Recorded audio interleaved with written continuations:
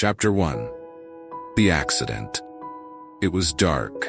Nobody saw the accident. The small white car was found on its side by the bridge. A river ran underneath the road there, and the car was lying next to the bridge wall below the road. Inside the car was a dead woman. Her name was Karen Silkwood, and she was 28 years old. It was November 13th, 1974. How did the car come off the road?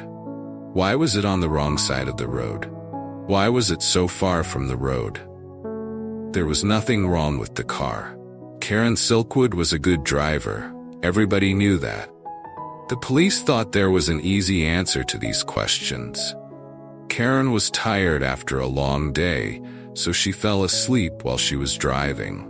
It could happen to anyone very easily. They took the car to a garage, and they took Karen's body to a hospital. But some people were not happy about the accident.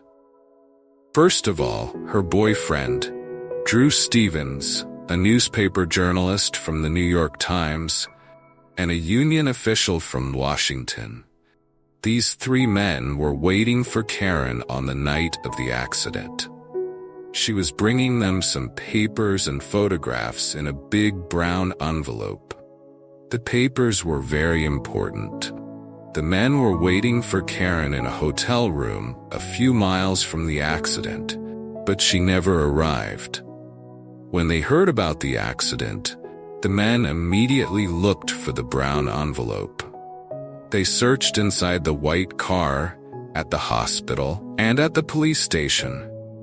The next morning, they searched all around the wall and in the river, but they never found it.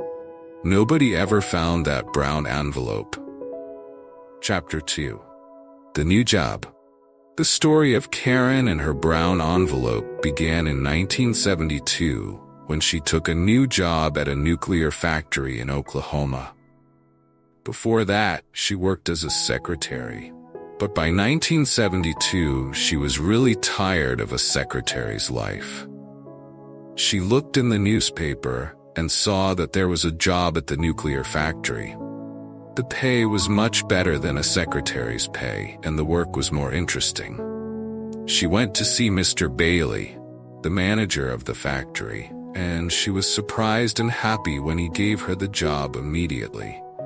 He asked Karen to start work the next day. On her first day at the factory, Karen learned a lot. Mr. Bailey told her that she had to wear a special white coat, special shoes, and a white hat. These clothes protect you from radioactive dust, he said. There isn't really any danger, of course. Everything is safe here. We check everything all the time. I see, said Karen. You need an identity card to get into the factory every morning. Just give me a photograph of you, and I'll give you a card. A pretty picture of a pretty girl, he smiled. Karen didn't like that smile. He thinks I'm stupid, she thought. Why do men always think that pretty girls are stupid? He was still speaking. Now I'll call Mrs. Phillips. She'll take you around the factory and show you your laboratory. The manager there will explain the job to you. Don't worry, it's very easy. He smiled his thin smile again. The door opened and Mrs. Phillips came in. She was about 40 years old and a little fat. She looked afraid. You wanted me, Mr. Bailey? Yes, Susan, this is Karen Silkwood. She's going to work with you in your laboratory. Could you take her around the factory and tell her about the work? Oh, I see. Of course, Mr. Bailey. Please follow me, Miss Silkwood. When the office door closed, Mrs. Phillips smiled at Karen and said, That was lucky. Usually, if he calls me, he wants to shout at me about something. Please call me Susan. Can I call you Karen? Of course, said Karen.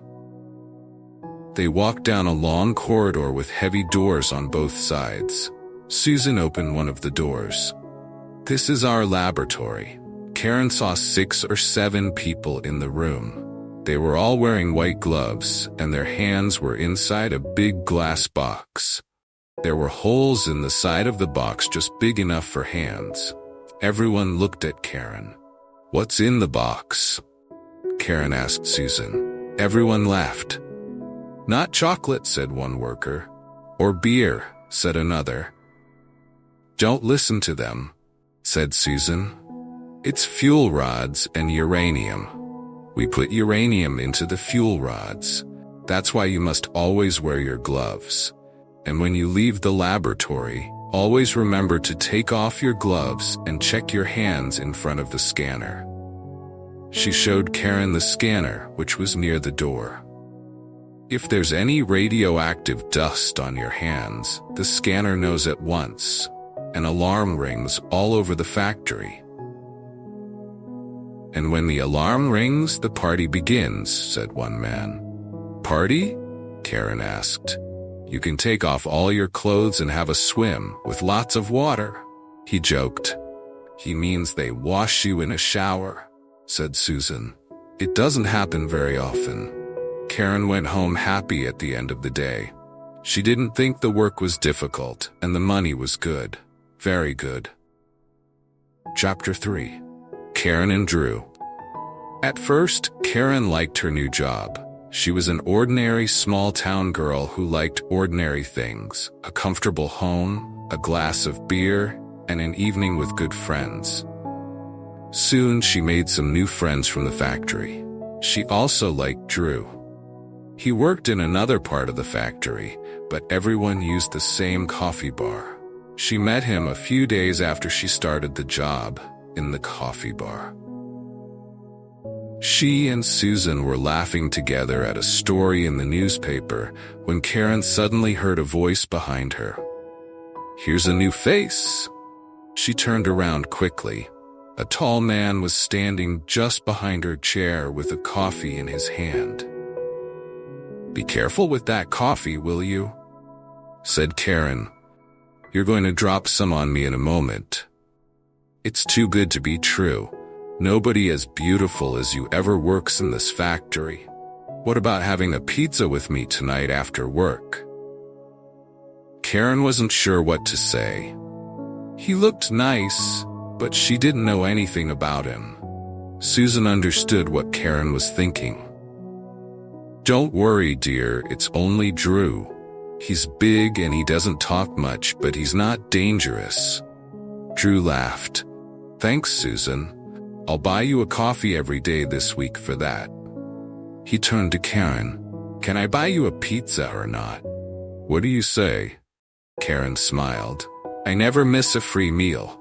When Karen arrived at the restaurant that evening, Drew was already there. He stood up when she came in and gave her a big, friendly smile. Karen thought of Mr. Bailey's smile. How could two smiles be so different? Karen found it very easy to talk to Drew. He listened to what she said, and they laughed at the same things. It was like talking to her favorite brother. In the next few weeks, they spent a lot of time together, and everyone at the factory saw how happy they were. Life was going well for her. Chapter 4. The Shower. But in the summer of 1974, everything began to change. One evening, Karen and Susan were leaving the laboratory. First, Karen checked her hands in front of the scanner, and then a minute later, Susan checked hers. Suddenly, there was a terrible noise. It was like a high-pitched scream. Everybody could hear it all over the factory. Susan didn't move. She just looked at her hands. Then the door of the laboratory flew open. Two men in white coats ran in and took Susan by the arms. Before Karen could do anything, they pulled Susan through the door. The terrible noise of the alarm was still going. Karen shouted, "Where are you taking her?" Nobody could hear, and nobody answered. Suddenly, the noise stopped. Karen turned to the other workers. "Where will she be? In the shower room?" Karen ran out of the laboratory and along the corridor to the shower room. Inside, Susan was screaming. Karen pushed open the door. Susan had no clothes on, and the two men were showering her from head to foot, in her eyes, inside her ears, everywhere. The water hit her body like stones. "Stop that!" shouted Karen. "You're hurting her." "Not as much as radioactive dust can hurt her. One very small piece could kill her," shouted back one of the men. 10 minutes later, they stopped the shower.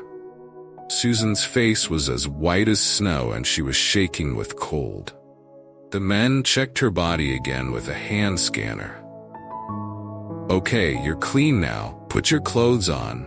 In 5 minutes we'll come back and take you to the medical center for more tests."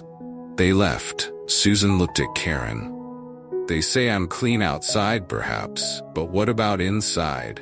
How much radioactive dust is in my body? Am I hot?" Her voice was quiet and tired. Suddenly, she looked old. Slowly, she began to put her clothes on. "Hot? What do you mean?" asked Karen. "Hot means radioactive." "I see." Karen looked at her own hands. Were they clean? How carefully did the scanner check them? She worked next to Susan in the laboratory. Perhaps the dust was on her hands too. "I'm sure you're fine, Susan. The men said you were okay, and the doctors will know." "Nobody knows. Uranium is very new. Nobody really knows what it can do to us." One of the men came back with a woman. "Come along, dear. Time for your medical tests." Then they saw Karen near the door. "What are you doing here? If you finished work for today, you can go home." Karen didn't listen to them. "Are you okay, Susan? Do you want me to come with you?" Susan shook her head. "No, it's okay. You go home, Karen. I'll phone you later. Don't worry about me, and thank you." The man and the woman took Susan's arms and walked down the corridor with Susan between them. She looked very small and very afraid. Chapter 5. The New Union Official. After the shower, Susan was a different person. She was quiet and didn't laugh very often. One evening, a few months later, Karen met Susan in a bar for a drink after work. "You know, Karen, we really must leave the factory. It's very dangerous. How many times do we hear the alarm now? More and more often, and every time we hear it, we know that someone is in danger." "How does it happen?" "I don't understand it," said Karen. "It's because the factory is working 24 hours a day. The safety people can't do their job well. They have to check everything carefully every day. But when can they do it? When we finish, there are the people who come in to work at night. The managers don't care about the danger. They only care about the money. And you know, Karen, I'm just the same. I also have to think only of money. I have 3 children, and my husband is dead. I need the money from the factory. It's more than I can get from any other job in Oklahoma. 3 children are expensive, very expensive." "Of course," answered Karen. "I understand. Drew and I have talked about this. He's thinking about leaving too. It's okay for a young man, strong like Drew. He can get many other jobs. You could leave too, Karen." "Why don't you?" "Because I've decided to change things here. I like the job, and I like the people who work here. The money is good.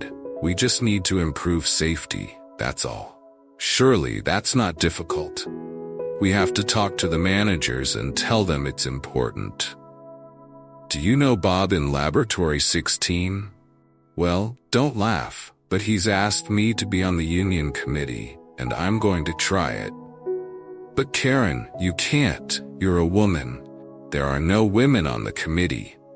The men won't vote for you," said Susan. "Perhaps not," replied Karen. "But what about you? Will you vote for me? Do you know how many women work for this factory? Hundreds. And why won't the men vote for me? Perhaps I'm the first woman who has asked for their vote." Susan smiled. But she couldn't find a good answer to Karen's question. A week later, when the workers had to vote for the new committee, most of the women voted for Karen, and a lot of the men voted for her too. They saw that she really wanted to change things at the factory, and everyone agreed with her that safety was very important. So, Karen was now an official on the factory's union committee. Chapter 6. The Meeting in Washington. A month or two later, the alarm sounded again. This time, Karen was in front of the scanner. She went quietly with the men in white coats, but after her shower, she asked them a lot of questions about safety in the factory. They didn't answer any of her questions, they just got angry. They knew she was on the union committee, and they were afraid of her. All the managers knew that Karen was on the committee because she always had a notebook in her hand. In her notebook, she wrote down all the scanner alarms, every shower, and every other danger in the factory. She asked a lot of people a lot of questions and always wrote the answers in her notebook. The notebook was getting full. In September 1974, the union committee had a meeting. Everybody could see that safety at the factory was getting worse. The committee decided to write to the union leaders in Washington and ask for help. 2 days later, there was a phone call from Washington. The leaders wanted to see the union committee immediately in Washington. For Karen, this journey to Washington was a big adventure. She wanted to see the White House and all the other famous places in the capital of the USA, but she had very little free time. She spent nearly all of her time at a long meeting. At first, the leaders just listened to what Karen and the others said about the factory. Their faces grew more and more concerned as Karen explained what was happening. The managers take photographs of the fuel rods to check that they are safe, Karen said. But I know that they are secretly changing the negatives of the photographs. And why are they doing that? One of the leaders asked. Because the photographs show that the rods are not safe, Karen replied. Suddenly, one of the leaders said to Karen, "Do you understand what you're saying, Miss Silkwood? The lives of many people could be in danger if you're right. Uranium is very, very dangerous." "I'm just telling you what the people in the photographic laboratory have told me," Karen said. "If this is true, the government will close your factory. Do you understand what that means? A lot of people will lose their jobs. The story will be on the front page of every newspaper." Karen looked unhappy. "Will it? We only want the managers to change a few things and to be more careful about safety. I think it's already too late for that." After the meeting, one of the leaders stopped Karen outside in the corridor. "Just come with me for a minute, please," he said. He took Karen into a small room and closed the door. He didn't want anyone to hear them. "Karen, we need proof about these negatives. Without proof, nobody will believe our story. Can you get some for us?" "What proof do you need?" Karen asked.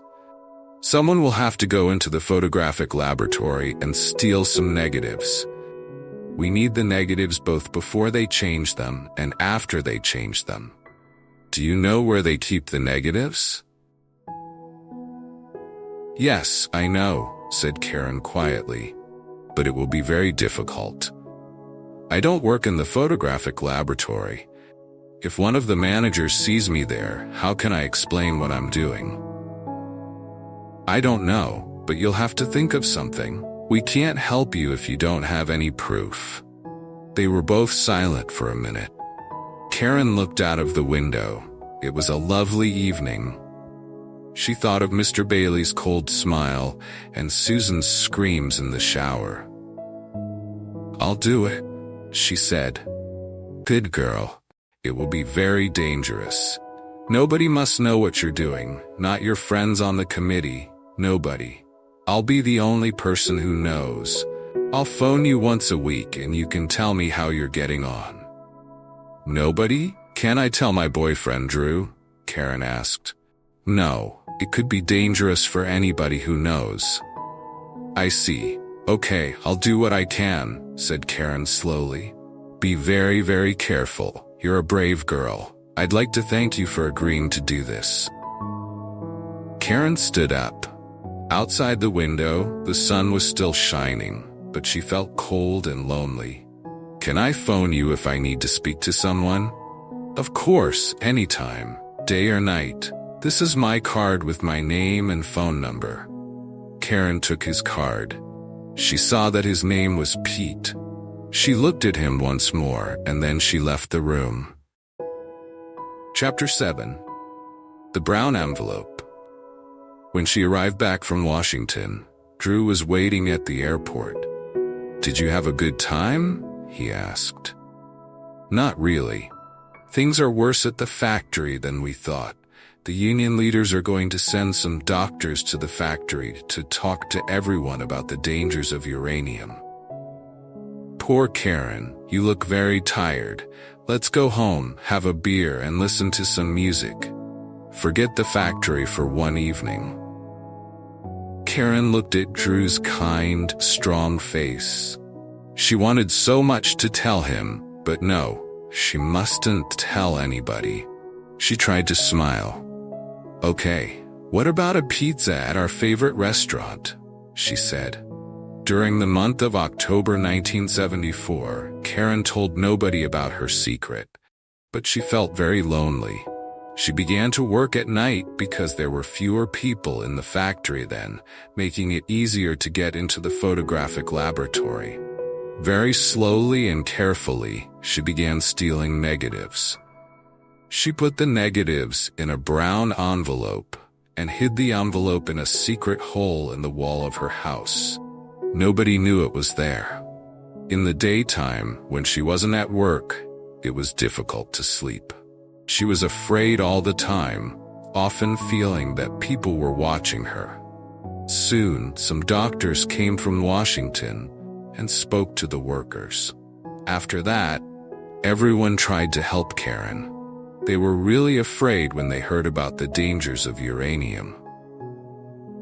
Karen soon had to begin a new notebook. Everywhere she went in the factory, the notebook went with her. The managers watched Karen, and they watched her notebook. One day, she left it on a table in the coffee bar for 2 minutes while she went to get some sugar. A manager tried to take it, but the other workers stopped him. "What are you doing?" "That's Karen's book." The manager's face turned red, and he put the book down. But now, the managers were watching her all the time.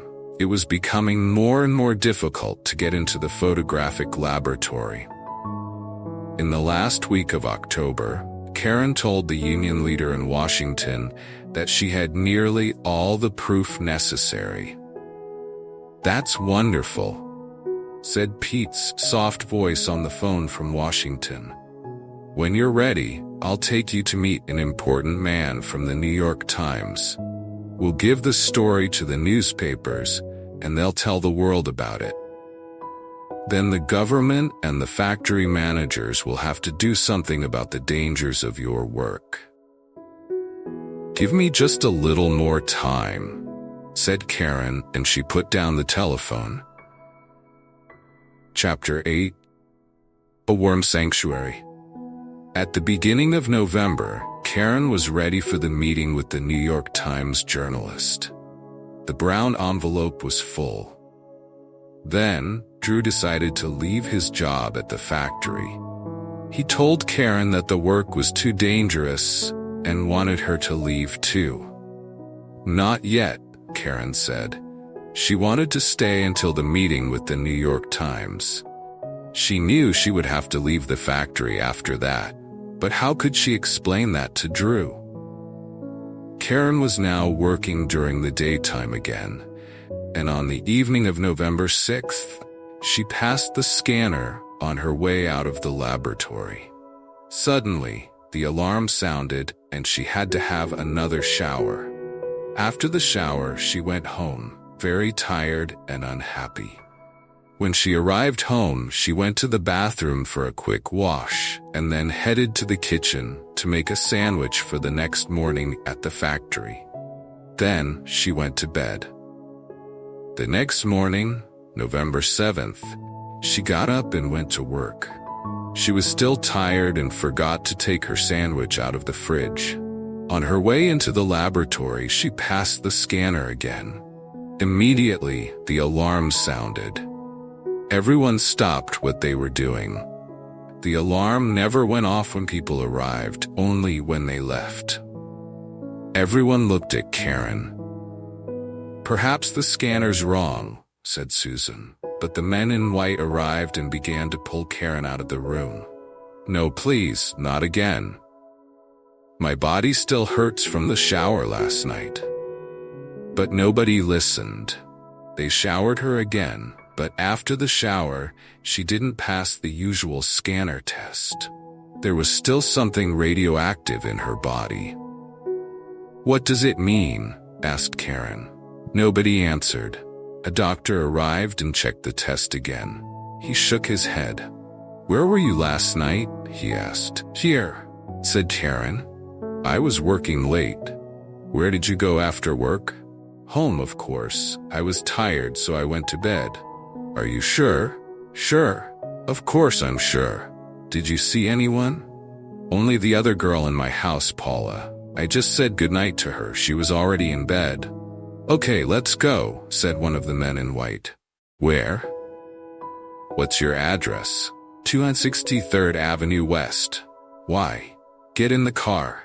Don't ask stupid questions. We don't answer questions from thieves." "Thieves? What have I stolen?" "Get into the car." Someone pushed Karen into a big white car, full of more men in white.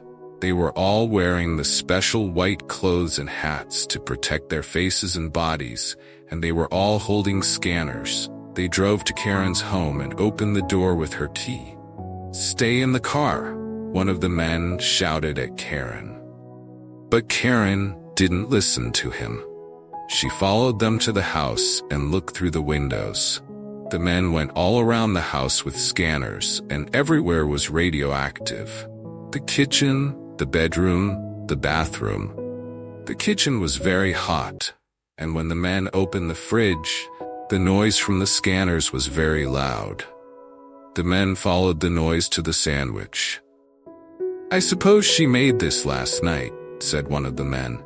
"Stupid girl. She's lucky nobody ate it." They put the sandwich carefully into a bag. That was only the beginning. Soon, all Karen's things were in bags, her clothes, her books, her photos. When they took her photo of Drew, Karen couldn't stay quiet any longer. "What are you doing? It's just a photo." "Be quiet," they told her. "Don't you understand anything? Your house is very radioactive. The walls are hot too. We can't leave anything in the house. It's not safe. Think of the people next door. Now, we're going to lock the house and nobody must go in again. Phone your friend Paula and tell her to find somewhere to sleep tonight. But don't tell her too much. Nobody must know what's happened here. People won't understand and they'll begin to worry and get afraid. That's not good for the factory." "The factory? Who cares about the factory? What about me? If my house is radioactive, then I'm radioactive too," said Karen. "Why didn't you think of that before you stole the uranium?" one of the men replied. "Go to your boyfriend's house. Don't go out and don't speak to anyone. We'll phone you tomorrow and tell you what to do." They put all the bags in the car and drove away. Karen stood alone in the middle of the street. They thought she was a thief. But why? Who would want to take uranium out of the factory? Everyone knew how stupid and dangerous that was. She looked silently at her empty house. Now there was nothing inside, only a brown envelope and a hole in the wall. Chapter 9.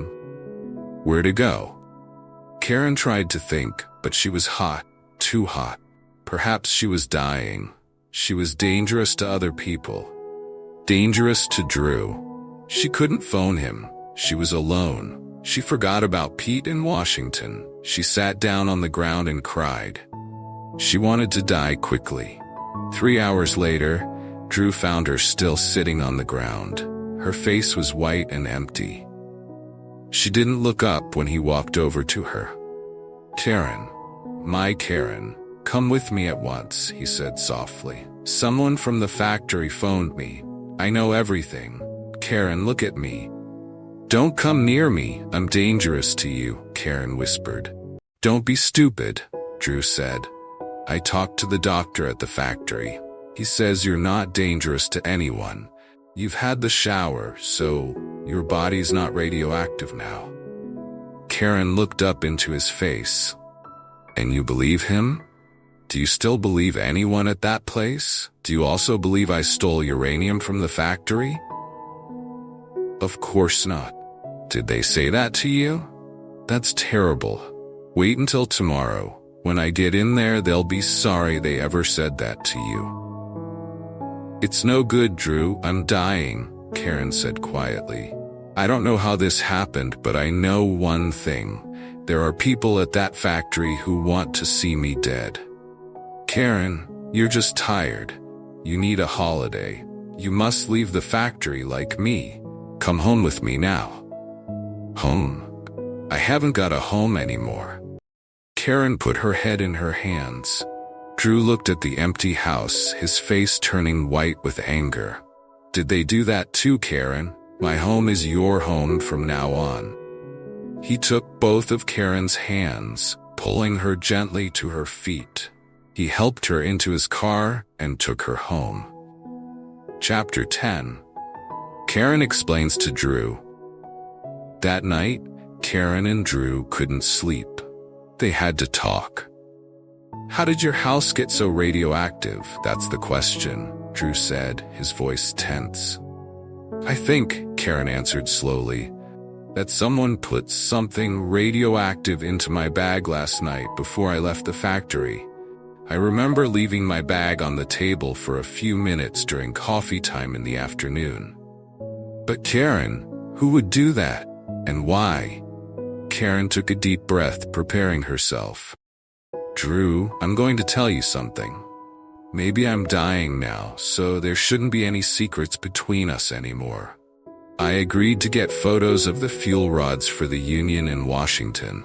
I've been stealing photos and negatives from the photographic laboratory. Maybe someone saw me, one of the managers." "You've stolen photos? What photos? Why?" Drew's face was a mixture of shock and worry. Karen explained everything to Drew. He stayed quiet, listening intently. When she finished, he gently took her hand. "Karen, this is very dangerous. I'm afraid for you. Maybe someone does want to kill you. Didn't you think of that risk when the union asked you to do this? Why did you agree?" "Because I care, Drew. Somebody has to do something. Why not me? I care about you, about Susan, about everyone who has ever worked at that factory. If we don't stop the danger from radioactive dust, we could all die. Don't you understand that?" Drew sighed, nodding slowly. "Yes, I understand, but I also understand that you're doing a dangerous job. Alone. You can't work alone anymore. I'll be with you every step of the way. Nobody is going to hurt you again." Karen smiled faintly, her eyes softening. "I was right to tell you. I need a friend, and you're the best friend I have. But it won't be much longer now. After the meeting with the New York Times, it'll all be over." I can handle a few more days. I'll tell you everything from now on." The next morning, Karen called Pete in Washington and the union committee at the factory. She explained about her house being contaminated and that the managers were calling her a thief. Pete's voice on the phone was tight with anger. "The factory's managers are trying to sack you," he said. "Say nothing. Do nothing. We'll speak to them and make sure they know that we're aware of what's happening to you. You need to have medical tests and we'll arrange that." Karen spent the entire day at Drew's house, waiting. That evening, the phone rang. "Miss Silkwood," came Mr. Bailey's cold, old voice on the other end. "You, Drew, and your friend Paula must go to Los Alamos for tests. The doctors there are experts in uranium and radioactive dust. We've spoken with the union. We'll cover the journey expenses and they will pay for the tests. But let me be clear. We know you've stolen uranium. That's why you were so radioactive. There's no other explanation." The line went dead. Karen put down the phone and turned to Drew. "We're going to Los Alamos for medical tests. But I'm certain now, the managers know. They know what I've really stolen, and while we're away, they'll search for the evidence. Then they'll tell everyone they're looking for stolen uranium." "But they won't find anything," Drew said, his face hardening with resolve. Karen nodded. "No, they won't find their negatives." Chapter 11. The Night Drive. Karen, Paula, and Drew traveled to Los Alamos for the medical tests. The doctor confirmed that while Karen's body was still slightly radioactive, both Drew and Paula were perfectly fine. It was a relief. They reassured Karen that she was in no immediate danger, but warned that it would take a few years to fully understand the implications for her health. High in the mountains surrounding Los Alamos, they celebrated at a cozy restaurant. Karen felt years younger. She wasn't going to die. She and Drew still had a future together. They danced joyfully until midnight. The next day, they boarded a plane back to Oklahoma City. Karen needed to return because that evening there was a union meeting at the factory, followed by her crucial meeting with Pete and the journalist from the New York Times. It was a significant day for her. Arriving at the airport early in the morning, they parted ways. Karen drove home alone as Drew was working. She entered her house quietly, using her key. She was inside for only 3 minutes before she hurried out again, heading straight to the union meeting. At the meeting that night, Karen carried a large brown envelope in her bag. It was too big to conceal, so everyone noticed it. The workers were relieved to see Karen looking happy and healthy, their fears that she might be gravely ill easing as they saw her smile. Susan thought to herself that Karen looked as carefree as she did a year ago, a lively girl who loved to laugh. After the meeting, many people approached Karen, eager to hear about her recent experiences. "I'm sorry," she said, trying to be polite but firm. "I can't talk right now. I have to attend another meeting." "Is that with your handsome Drew?" someone joked, eliciting friendly laughter from the group. "Yes," Karen replied, smiling, "with Drew and a few others." "Can I give you a ride?" her friend Bob offered. "No thanks," Karen replied. "I've got my car here." As she left the factory that night, she smiled and waved at her friends before getting into her small white car. However, Karen never arrived at her meeting with Drew, Pete, and the journalist from the New York Times. A few miles from the nuclear facility, near a wall by a river, she was involved in a terrible accident. It was November 13th, 1974, and the brown envelope containing her crucial evidence was never found.